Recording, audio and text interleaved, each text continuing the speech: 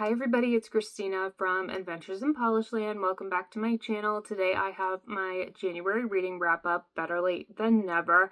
I read 6 books in January. 5 of them were for the American Lit Reading Challenge, where I am reading a book set in every US state and territory. And then I had time to fit in one more additional read as well. If you don't watch my Friday Reads videos, I had mentioned that my wrap-ups are going to be a little bit different this year, and that is because I'm doing individual book review videos for all of the books in the American Lit Reading Challenge. So in order to not be overly duplicative, in my wrap-ups, I'm only going to give a quick, concise little summary of each book, let you know if I liked it, and I'll let you know my rating. So if you want to learn more about the book as a whole and my more in-depth thoughts, I will link my book review videos in the description box below. So far, I have 3 of them uploaded. 2 of them are forthcoming, and I will update the description box once all of the videos are uploaded if you are interested. So without further ado, let's jump right into the books I read in January. First up, I read Silver Sparrow by Tayari Jones. This is a book set in the state of Georgia, and it follows the 2 daughters of a man named James Witherspoon. He has a public-facing family and a secret family, and the book is told through his daughter's first-person perspectives. I would definitely recommend this book if you like stories about family dramas and different types of families, and it definitely talks about life in the South as well. I gave this book a 4-star rating and would definitely recommend it. Then I read The Westing Game by Elaine Raskin. This book is set in Wisconsin, and this is actually a children's novel published in the 70s, and it won the Newbery Medal. I would recommend this book if you like Ready Player One. I feel like The Westing Game walked, so Ready Player One could run. This is about a unique cast of characters who are all competing in a scavenger hunt so they could win Mr. Westing's estate. He is a very wealthy businessman in their local town. And overall, I really enjoyed this book. I thought it was a lot of fun. I gave it 3.5 stars. It felt a bit dated, but overall, I think it's a good time. Next up, I read The Atmospherians by McElroy. This book is set in New Jersey. We are following an influencer who is being canceled and her childhood best friend as they decide to start a cult to reform problematic men. This book was right up my alley because it discussed a lot of topics that I find very interesting, specifically gender. Here, it was really focused on the male loneliness epidemic. It also talked about wellness culture and diet culture and influencers and social media as well. So if you like satirical books, I highly recommend The Atmospherians. It has some very gruesome scenes, so I'm not sure if I would recommend it to everyone as a whole. But for me, this really worked, and I gave it 4.5 stars. Next up, I read Just for the Summer by Jimenez. This is a book set in Minnesota. This is a contemporary romance novel and is technically the 3rd in a series, but this is the only one I've read, and I don't feel like I missed out on anything because it is a companion series.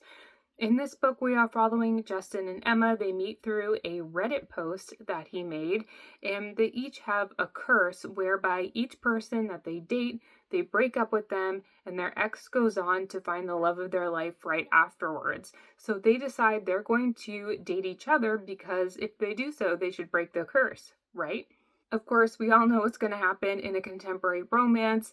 This one was okay for me. I gave it 3 stars. I really just don't enjoy the writing style. It is a little too pedestrian for me, and I feel like it gives details on things that have no bearing on the plotline whatsoever.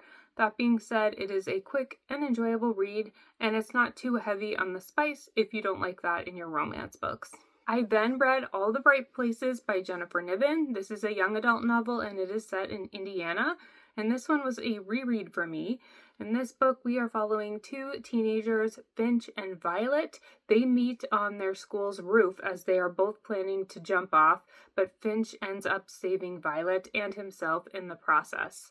This book really explores mental health and mental illness and how sometimes our mental health can be impacted by a diagnosis that is a lifelong journey, and sometimes our mental health is impacted by a moment in time, such as when you're dealing with sudden grief from an accident. So I really like how this book explores that. And I also love how this book incorporates wandering into the plotline, because this book really is a love letter to Indiana. Our characters visit many real places in Indiana, and it makes me want to go there and experience those things as well. And it also makes me want to wander more in my own hometown and find all of the little things here that I could enjoy too. I gave this book a 4.5-star rating. There were some things that I didn't like as much upon reread, but I still absolutely adore this book. So those were the 5 books that were part of the American Lit Reading Challenge. Again, if you want more information, I will leave my book reviews linked in the description box. But I did have time to read one book from my TBR shelf as well. This is the Dud Avocado. It's by Elaine Dundy, and it's published by the NYRB Classics line. This was originally published in the 1950s, and it follows a 20-year-old American who is spending 2 years in Paris, France. She has a wealthy uncle who is paying her entire way, and so the book follows her journey and misadventures, I suppose you could say, as she is exploring Europe on her own. This book was a little challenging for me. I struggled to get through the first 90 pages or so. I would read 15 or 20 pages here and there, but then we had a big snowstorm here and I ended up finishing the rest of the book in 2 days. Our protagonist's name is Sally J, and she's really interesting because on the one hand, I really admire that here she is in the 50s. She's only 20 years old and she is by herself in a foreign country, traveling and exploring and doing new things. You know, she is not afraid to spend time with men, if you will, for the first time. She's dating, she's going to parties, she is trying out for different acting jobs, and I love that about her, that she is putting herself out there and really exploring and experiencing life.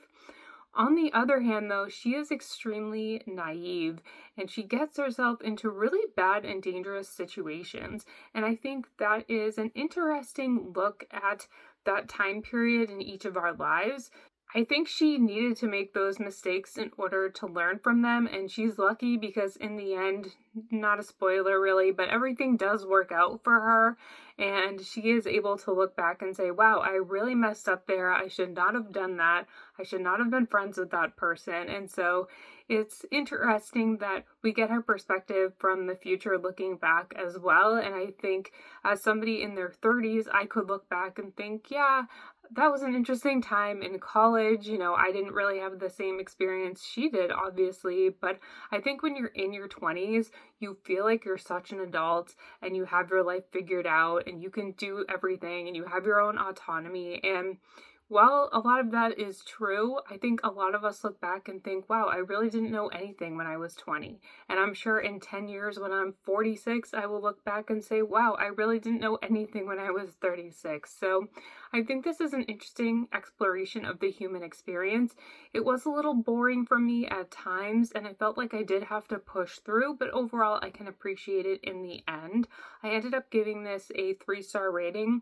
I think I would recommend it if you are interested in it based on the plot itself. There are some really funny quotes in here that I enjoyed as well. Let me see if I can find anything. I underlined a few things along the way. One quote that I really enjoyed is at the beginning of the book. She's on page 55 and she says, "I reflected wearily that it was not easy to be a woman in these stirring times. I said it then and I say it now. It just isn't our century." And obviously this was last century, but I often feel the same way. It's not easy to be a woman in these stirring times. So just the way she put that, not only did that quote put a smile on my face because I love the way she says that, but I can relate to it as well, even though I'm in the next century. Then towards the end of the month, I picked up Housemaid of Dawn by N. Scott Momaday. This is on my February TBR, but I decided to start it a little early. This is a book set in New Mexico, and I will not wrap it up in this video because it took me a very long time to read and I did not finish it until February, but that just gives you an idea of my overall reading in January. A great start to the year. I'm already behind on my reading goal, but that's okay. I am going to keep reading and I hope you do the same. I will see you in my next video. Bye.